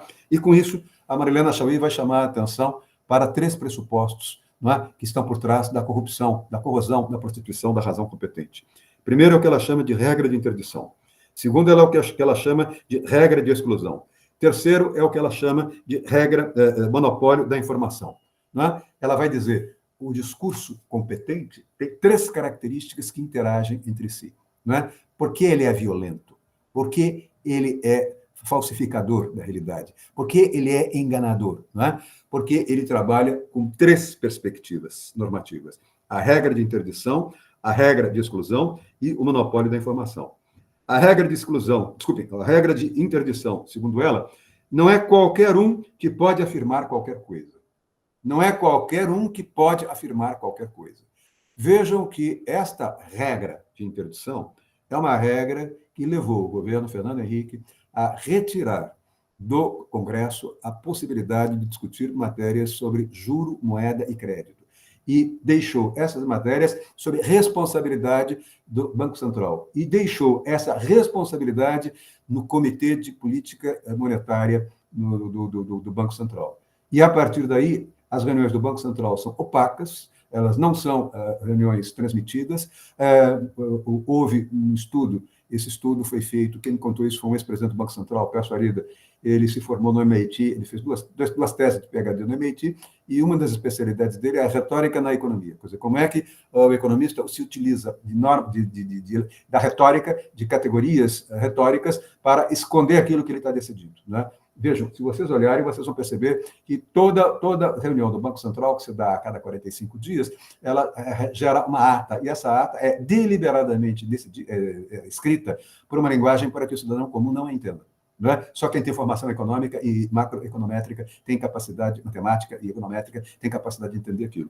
Então, é isto que ela vai chamar. A regra de introdução não é qualquer um que pode afirmar qualquer coisa. Quer dizer, nos meus 4 intermináveis dias no Hospital Einstein, eu percebia, cada vez que eu conversava com o meu médico, e se dava muito bem comigo, eu fui professor da filha dele, eu ajudei a filha dele para Stanford, não? E ele me dizia o seguinte, o tempo todo ele falava na linguagem técnica, ele dizia, se você começar a falar de linguagem técnica, eu vou começar a falar numa linguagem jurídica, que não vamos conseguir entender nada, não é? E ele voltava com a linguagem técnica, não é? Vejam, não é qualquer um que pode falar qualquer coisa, não é? Não é qualquer um que pode falar qualquer coisa, não é? Essa é a regra da interdição. A regra da exclusão. Quem não fala a mesma linguagem não é interlocutor. Quem não fala a mesma linguagem não é interlocutor. Eu já disse a vocês que eu tenho mais um irmão que é desembargador, tenho um irmão que é médico e 2 irmãos que são engenheiros. Uma irmã e um irmão que são engenheiros. Quando nós estamos no almoço de domingo conversando, eu converso com o meu irmão desembargador, eles ficam irritados porque eles não entendem a conversa. Agora, quando os meus engenheiros conversam entre si, eu não entendo bolhufas do que eles falam. E quando o meu irmão médico começa a conversar com a mulher dele, que também tem uma formação médica em medicina, não é médica, mas tem uma formação em medicina, é psicóloga, eles falam uma linguagem que eu não entendo. Então, vejam, o que a Marilena está mostrando é o discurso competente vai se falsificando e vai se operando, mentindo, vai tentando, vamos dizer, despersonalizar as pessoas, ele vai, de alguma forma, trabalhando nessa linha, como eu mencionei, do Bradesco, não é? Amar o Brasil, dedicando-me integralmente a ele, trabalhando sempre mais e melhor, até onde as minhas forças permitirem. Dentro da convicção de que só o trabalho pode produzir riquezas, prometo agir com plena dedicação ao mesmo, com minha disciplina e justa humildade. Quer dizer, eu aceito que eu sou um Zé Ninguém, não é? Eu aceito, não é? Isso tudo vem a partir dessas regras de interdição. A razão cínica é a razão do discurso competente. O discurso é competente porque ele se baseia em regras de interdição, não é qualquer um que pode afirmar qualquer coisa, regras de exclusão. Quem não fala a mesma linguagem não pode ser interlocutor. E a última regra é o monopólio da informação. O discurso científico, o discurso competente, é pronunciado a partir do ponto de vista específico de uma hierarquia funcional. Não é? O discurso competente é pronunciado a partir do ponto de vista específico de uma hierarquia de natureza funcional. Não é? Ou seja, vocês imaginem um desembargador perante um juiz, o juiz perante um desembargador. Imagine um advogado fazendo uma sustentação perante o Supremo. Me imagine, não é, defendendo esta tese, violência simbólica e eficácia jurídica, não é, para uma banca de titularidade em que havia um presidente da banca, um vice-presidente da banca, que era presidente do Conselho Federal da Educação, que dizia que tudo que eu estava falando não era nada que tenha a ver com direito, e que eu era comunista. Não é? Quando eu dizia, eu não estou citando momento algum nesse texto, eu não estou citando, em momento algum, eu não estou citando Marx, estou citando Pierre Bourdieu e estou citando Weber. Não é? Eu trabalhei em cima de Weber, trabalhei em cima do Pierre Bourdieu. Não é? Vejam, naquele momento, ele disse, aqui, eu sou a última palavra. Ou seja, naquele momento, ele me lacrou como se eu fosse um esquerdista, quando, na realidade, eu estava trabalhando com uma tese claramente voltada à teoria da comunicação e a partir de uma sociologia weberiana da organização. Vejam, portanto, o que eu quero dizer é que a razão se torna cínica quando esse discurso competente é um discurso que não pensa a verdade, ele pensa a mentira sob a forma de uma verdade, ele pensa a mentira sob uma forma de dominação. Não é? Quem mencionou aqui a questão do trabalho fordista do Chaplin está absolutamente correto. Não é? Portanto, a razão cínica trabalha com essas três regras. A regra de interdição, não é qualquer um que pode afirmar qualquer coisa. Regra de exclusão, não é? Quem não fala a mesma linguagem não é interlocutor. E monopólio de informação. O discurso competente é sempre pronunciado a partir do ponto de vista específico de uma hierarquia funcional. O discurso competente é, assim, um discurso organizacional e também é um discurso institucional. Ele é um discurso organizacional e é um discurso institucional. Sob a forma de discursos competentes, a razão cínica articula, na vida política, a substituição sobre valores comuns e sobre interesses gerais próprios da vida pública por uma forma de deliberação de questões administrativas regidas por critérios exclusivamente técnicos. Vejam o exemplo do Banco Central que eu dei. Vejam a aula da semana passada, quando eu disse que os economistas não levam a sério os juristas, porque os juristas não são capazes de entender a lógica substantiva, a racionalidade material da economia. Não é? E aí vocês vejam o desprezo que muitos economistas têm pelos juristas, e vice-versa, o desprezo que os juristas têm pelos economistas. Não é? Sob a forma de discursos competentes, a razão cínica estimula, na vida política, a substituição da discussão sobre os valores comuns e sobre os interesses gerais próprios da vida política por uma forma de deliberação de questões administrativas regidas por critérios exclusivamente técnicos. Não é? Vejam quando o Paulo Guedes dizia que o pessoal da área de direito não sabia entender o que era economia e os críticos do governo não conseguiam entender o que era uma economia liberal. Não é? É disso que se trata. A política tende a perder espaço e prestígio, ou seja, ela não é mais considerada um locus onde estão em jogo problemas de natureza prática. Pelo contrário, hoje, graças a essa tecnologia de debates, graças aos truques, graças às novas técnicas de marketing político, etc., etc., graças àquelas que eu chamei ali de aporias, né? Entre elas aquela aporia entre tecnocracia dos partidos e assembleísmo, né? O que nós estamos percebendo claramente hoje é que, para serem resolvidos, os problemas da política exigem despolitização da esfera pública. A política, uma vez tecnicizada, é matéria para os especialistas, é matéria para os políticos, matéria para os especialistas, não é? Aos políticos resta apenas e tão somente o papel da divulgação daquilo que os marqueteiros ensinam ou escrevem, trabalho de mobilização e trabalho de estabilização. Houve um momento em que, quando meus filhos nasceram, eu precisava ganhar um pouquinho mais. E comecei a fazer discursos para alguns políticos. Era engraçadíssimo fazer discursos para políticos semi-analfabetos. Né? Me vingava, às vezes, fazendo algumas citações em latim, eu ria daquilo. Mas eu escrevia discursos para candidatos a deputado, candidatos a senador, candidatos a prefeito, candidatos a governador. Né? Eles não entendiam absolutamente nada do que eles estavam lendo. Não tinha lá a frase, eu já dizia para eles, eu grifava, né? Esta frase, leia com tal ênfase. Essa é a frase em que será ouvida pelos jornalistas presentes. Leiam agora esta aqui, não é? Com essas palavras que estão aqui. Essa é quando vocês vão conquistar o auditório. O auditório que é um auditório que não vai entender nada do resto, mas vai aplaudir isso que está aqui. E vejam que você também vai aceitar, você vai falar aquilo que vai interessar aos financiadores da campanha quando você lê esse documento que está aqui. Ou seja, eu tinha de trabalhar desta maneira. É disso que se trata. A política tende, assim, a perder o espaço e o prestígio, ou seja, ela não é mais considerada um locus onde estão em jogo problemas de natureza prática. Para serem resolvidos, não é? Esses problemas políticos exigem a despolitização da esfera pública. A política, uma vez tecnicizada, é matéria para os especialistas. Não é? Aos políticos, restaria somente o papel da divulgação, de mobilização e de estabilização. Em suma, a razão cínica é a razão do sujeito, não é? Que tudo observa, é a razão do sujeito que se viabiliza por estratégias de violência simbólica, e, com isso, a razão esclarecida se converte no seu contrário, numa opressão difusa. A razão cínica é a razão que pretende legitimar-se, não por meio do respeito às regras estabelecidas, porém mediante regras pretensamente técnicas dotadas de eficácia e de produtividade. Técnicas que são técnicas retóricas, escondem a realidade, né? Que enganam, tentando convencer o cidadão comum, né? Persuadir o cidadão comum a partir de lugares comuns. O poder político e o poder econômico, sob a forma de uma ordem jurídica, repousa, assim, não numa relação entre os homens, mas numa lógica das coisas. Não é? Para prosperar e se expandir, a ideologia tecnocrática precisa de um contexto social de silêncio público, de um privatismo extremado na orientação dos indivíduos para suas carreiras, para seu consumo e para o seu lazer. Por causa da razão cínica, o mundo vivido é cada vez mais composto de evidências não tematizadas, de certezas não reflexivas, de vínculos que jamais são postos em dúvida. Não é? A partir daí, a razão cínica é, hoje, responsável por uma série de questões. Eu já, infelizmente, já desliguei. Eu disse a vocês que eu caí na besteira de entrar no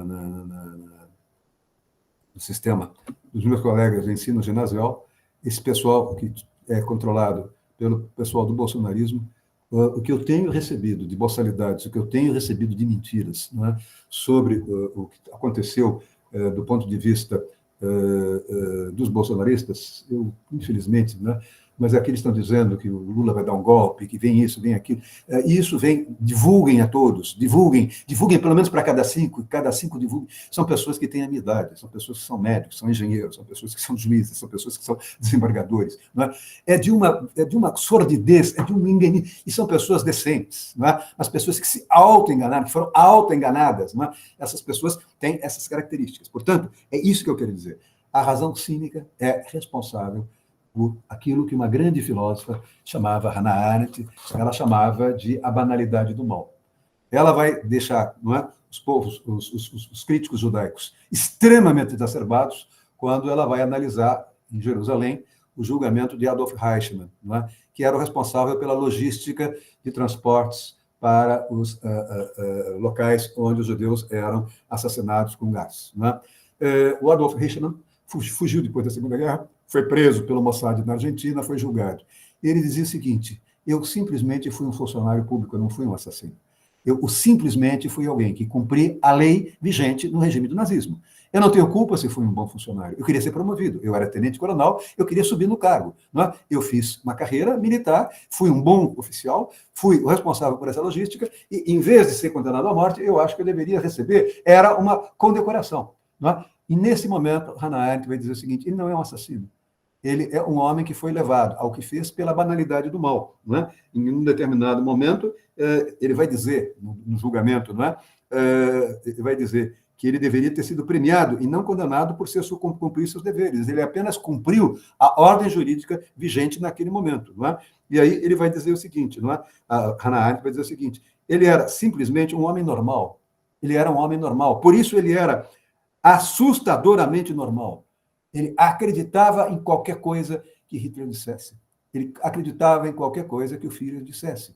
Ele cumpria as ordens do Führer e se orgulhava de ser um burocrata, apenas e tão somente um burocrata, né, da intendência, da área de transportes e intendência do exército alemão, e de fazer bem, aumentar a produtividade dos trens para que os trens levassem mais pessoas para a morte. Né? Então, e ela vai dizer o seguinte: acima de tudo, o que me choca, diz Hannah Arendt, era a incapacidade daquele funcionário, né, de avaliar as consequências devastadoras dos seus atos, mesmo quando consideradas instrumentalmente como meios de promoção. O seu déficit moral se assenta na sua incapacidade de avaliar a desproporção entre estes dois termos, eficiência na sua função burocrática e, ao mesmo tempo, a consequente destruição gratuita, né, que vai contra tudo que já pôde perceber e conceber, mesmo o utilitarismo mais rasteiro. Né? E, a partir daí, ela vai trabalhando, vai fazendo um livro chamado Reichem em Jerusalém, trabalhando exatamente com essa ideia de como a banalidade do mal pode ser gerada, por isso que, pelo que a Marilena Chauí vai dizer, décadas depois, naquelas regras que eu mencionei, da exclusão, da interdição e do monopólio da informação. Com isso, o que é que nós temos? Não é? A razão cínica é responsável pela banalidade do mal, vai dizer Hannah Arendt, e vão dizer os weberianos, e os cientistas políticos na linha do Parsons, a razão cínica também é responsável pela jaula de ferro da servidão burocrática, pelo enferrujamento da burocracia. A burocracia passa dominando, não é? Ela passa a dominar, ela passa a corroer, não é? A vontade pública. A burocracia do Estado controla a máquina pública, daí vem a noção de patrimonialismo, como o Weber vai dizer, e num determinado momento o que nós vamos dizer é a apropriação do poder público por esse poder patrimonial, por essa razão cínica que se vale dos meios de comunicação de massa, que se vale por meio de um discurso competente para mandar. A pergunta que se faz para terminar a aula é: há escapatória? Há escapatória para a razão cínica? Quantas e quantas vezes eu não vi a razão cínica nos concursos da Faculdade de Direito? Quantas e quantas vezes eu não vi um presidente de banca humilhar candidatos? Né? Quantas e quantas vezes, quando aquele professor disse que eu era comunista, eu dei um berro com ele, né? Eu posso perder o concurso, mas eu não levo desaforo para casa. Né? Veja, o que é que eu quero dizer? Quero dizer que, em alguns momentos, vocês vão perceber que essa manipulação é presente, ela está presente. Veja o tempo todo, é só vocês lerem os jornais desse fim de semana, o tempo todo as conversas dos marqueteiros sobre o que vai acontecer este ano, tendo em vista as eleições presidenciais nos Estados Unidos, né? O que os marqueteiros estão dizendo. Então, nesse sentido, eu terminaria dizendo que um dos autores que mais trabalhou com isso foi um pessimista da razão, é o Norberto Bobbio. E num outro livro, que talvez vocês não tenham ouvido falar, ele vai dizer, basicamente, também é um livro que discute a democracia, mas é menos conhecido esse livro, ele vai dizer que como é que nós lidamos com a razão cínica? Como é que nós lidamos com a banalidade do mal?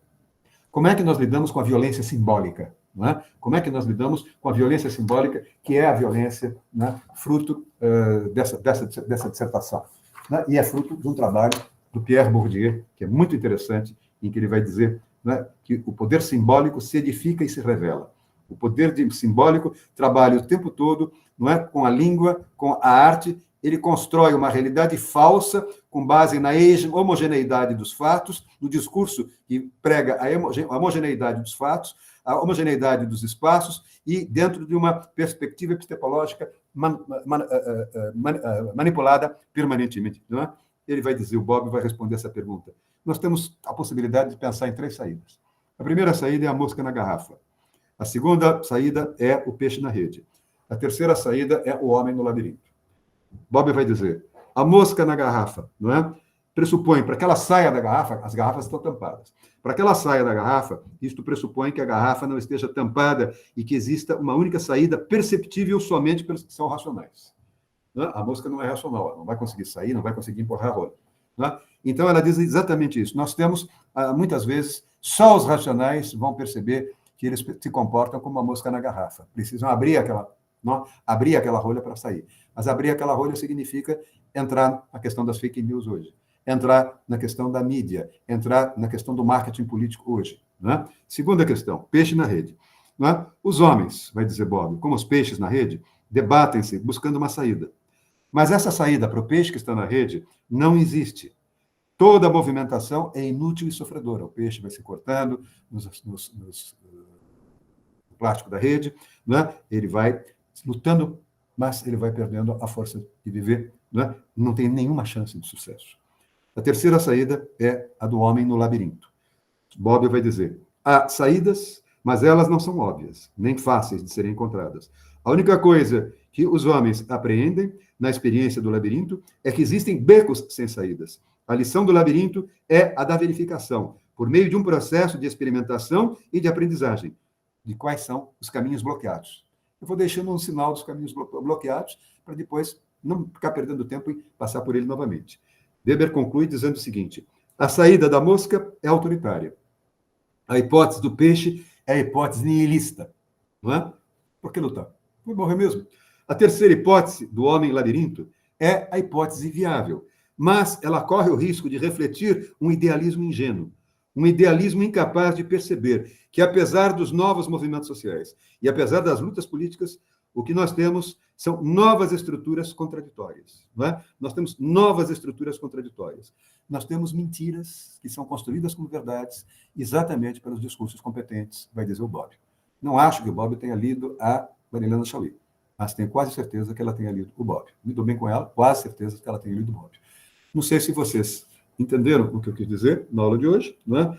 Na aula de hoje mostra que a subjetividade hoje parece cada vez mais divorciada das práticas políticas, a regulamentação jurídica da vida social vai se alimentando a si próprio, o cidadão, nós somos esmagados por um conhecimento jurídico cada vez mais especializado, mas também cada vez mais hermético, e pela superjuridificação da vida social. A ética vamos dizer, da modernidade, principalmente a ética de convicção, não é? Vai nos levar a nos tornar como essas pessoas que me passam essas fake news, todos eles acreditando no que eles dizem, não é? Acreditando que o Brasil está para ser tomado do comunismo, e acreditando, colocando a ética, vamos dizer, de convicção acima da ética de responsabilidade. A noção clássica do Estado se torna pequena demais para os grandes problemas e grande demais para os pequenos problemas, e diante disso, não é? A pergunta que eu faço é possível, num contexto como o atual, é possível recuperar a razão? O positivismo, não é?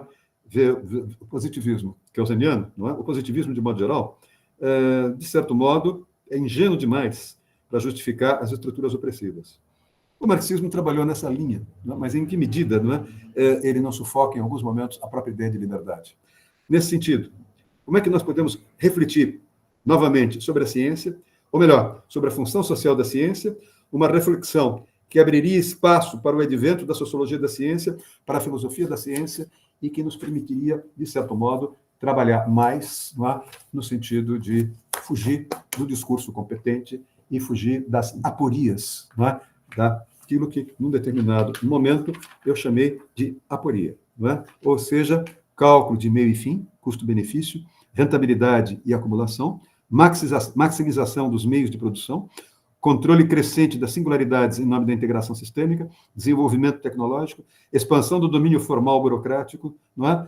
Acima de tudo, daquilo que eu mostrei para vocês, que é o Bradesco, e daquilo que se converteu hoje, convertendo-se hoje os cursos, alguns cursos de administração. Basicamente, eu gostaria de lembrar que uma aluna minha antiga, uma das mais brilhantes alunas que eu tinha, que era professora do INSPER, ela estou sendo gravado, não podia citar, mas enfim, já citei. Ela pediu demissão ela disse o seguinte, ali o discurso é exclusivamente o discurso da produtividade. Quando eu assisti na pós, essa aula que você deu, sobre o discurso, vamos dizer, competente, né? E pedi para fazer o seminário, a leitura do Bourdieu e da Mariana Chauí, não é? Eu percebi a ignorância daqueles alunos. Eles falam o tempo todo um discurso falsificado, como maximizar o lucro, como ampliar a produtividade, como evitar processos judiciais e coisas desse tipo. Vocês imaginem a leitura dessa aula, por exemplo, quando eu falo sobre o discurso competente em tribunais de justiça em portas fechadas. Não é? Eles ficam lívidos porque eles percebem que, no fundo, eles se sentem criticados, eles saem fazendo uma autocrítica. Alguns dizem, você tem toda a razão, nós estamos aumentando a produtividade com essa linguagem técnica, sem perceber que, com isso, não nos afastamos da sociedade brasileira. Foi isso que eu procurei fazer hoje. Não sei se essa aula é uma aula... Alguns alunos, quando eu discuto essa questão, alguns alunos que perguntam por que eu sou tão pessimista. Eu não sou pessimista. Né? Eu tenho ceticismo de razão. Eu sou extremamente otimista. Depois que nasceu a minha neta, eu sou muito feliz. A menininha que está aqui é um vulcão. Agora, quando eu encaro a realidade como professor, né, e sou, acima de tudo, um professor que vem da área de ciência política, de sociologia e filosofia do direito, e lecionou durante muitas e muitas décadas metodologia da ciência do direito, eu gostaria de dizer isso. A aula de hoje é uma aula que as pessoas se sentem diminuídas. Não é? É quase como se eu dissesse tudo é cínico, não há escapatória. Vejam a política no que ela se converteu. Vejam a política no que ela se converteu. Vejam o que é hoje, não é, a questão das fake news. De um lado, eu corro o risco de tentar combater as fake news, mas se eu impuser alguma medida de censura, né, eu estarei abrindo caminho para cercear as liberdades. Se ficar o bicho pega, se correr o bicho come. Eu prefiro aguentar as fake news a ter a liberdade, de certo modo, contida. Vejam o que acontece no Bradesco. Eu já vi isto que aconteceu, que eu estudei lá no Bradesco. Né? Eu vi, já disse para vocês, lá muitos anos atrás, também no Unibanco. E, recentemente, eu fiquei sabendo que, quando o jornal Estado de São Paulo entrou na crise de 2003, né, eles contrataram uma empresa que levou todos os diretores de redação a fazerem num hotel em Atibaia a mesma coisa que fizeram os diretores do Unibanco lá atrás. Né? Houve um que se humilhou, saiu dali, pediu demissão e nunca mais pôs os pés no Estadão. Né? Vejam, estas questões são questões importantes. Não sei se a aula foi clara. Né? Hoje eu disse que teria de sair um pouquinho mais cedo, ia sair 15 para as 11, mas hoje, 15 para as 11, mas hoje eu vou ter de sair 15 para as 11 e ia ter mais 3 minutos. Perfeito, professor. Foi super clara. Eu só queria agradecer novamente. Hoje a gente encerra o primeiro ciclo desse curso. A gente ainda vai ter mais 4 aulas, né, que vão contemplar aí também tanto a Marilena Chauí, quanto principalmente o Weber, né, que ele vai permear todo o curso, mas aulas que vão estar com o Vanderlei, como o professor falou, a Marilena Chauí, e a gente vai ter mais essas 4 aulas, vão continuar sendo às segundas-feiras, a partir da próxima, tá? Quem quiser já pode fazer a inscrição no site, no mesmo local que vocês fizeram essa da oferta, né? Nos cursos de extensão, vocês vão encontrar e já podem começar a fazer as inscrições, por favor. E aí, só um detalhe para vocês. Perdão, Raíssa. Nós tínhamos pensado esse curso com 8 aulas, mas a ESA nos pediu que dividíssemos em 4 e 4. Então, na realidade, no meu programa, o que eu tenho aqui hoje foi a 4ª aula, Ética de Convicção e Discurso Competente, com a Marilena Chauí. Na semana passada, foram as relações entre economistas e juristas, sempre o Weber como denominador comum, a partir do Raimundo Fauro. A segunda aula foi Representação Política no Estado Federativo. Eu trabalhei com Simon Schwartzman. Na semana que vem, eu vou lidar com a questão legitimidade a priori e legitimação a posteriori, Roberto Campos. Na aula de número 6, o segundo Plano Nacional de Desenvolvimento, eu vou tomar a liberdade de discutir esse meu livro que a Raíssa publicou pela editora Bela, Direito, Autoritarismo e Desenvolvimento. A 7ª aula, Poder Constituinte Originário, o Poder do Führer. Eu vou trabalhar um professor da Faculdade de Filosofia, que já está aposentado, foi meu orientador, de fato, não regular, Rolf Kuntz. E, por fim, Oliveiras Ferreira, o embate entre as burocracias. Fundamentalmente, o embate entre a burocracia pública administrativa e a burocracia militar. Para não dizer que eu não falei de militares. A Raíssa sabe. Mas tem falado até hoje, né, professor? A gente já falou essa questão da legitimidade, né, em relação, por exemplo, aos direitos trabalhistas. Não tem como fugir, né? A gente acaba vendo que os diplomas vão fazendo exatamente isso, né? Legitimando direitos para deslegitimar os direitos, né? De alguma forma. Mas, enfim, então teremos esses 2 encontros, mais 4 encontros, né? Essa divisão em duas classes, dessas 4 aulas, primeiras aulas e as outras 4. E eu gostaria de saber se vocês têm interesse em fazer pelo menos uma aula do próximo curso presencial, que o professor e eu gostaríamos de fazer o relançamento do livro do professor. Né? Podemos pensar fazer na última aula, vamos fazer na última aula. Pode ser, pessoal? Pode ser. E aí, professor, a gente faria nesse mesmo horário na ESA? Tá bom, pode ser sim. Então tá bom, eu vou combinar direitinho com o Eric, com o coordenador. Você me avisa na véspera. Isso. 3 dias antes, porque senão eu esqueço. Tá bom. Na quinta eu estou no Rio o dia inteiro, uma reunião começa às 8, termina às 8, e sábado cedo eu estou indo bem cedinho, estou indo para Londrina. Sempre aula e pesquisa, aula e pesquisa, aula e pesquisa. Perfeito.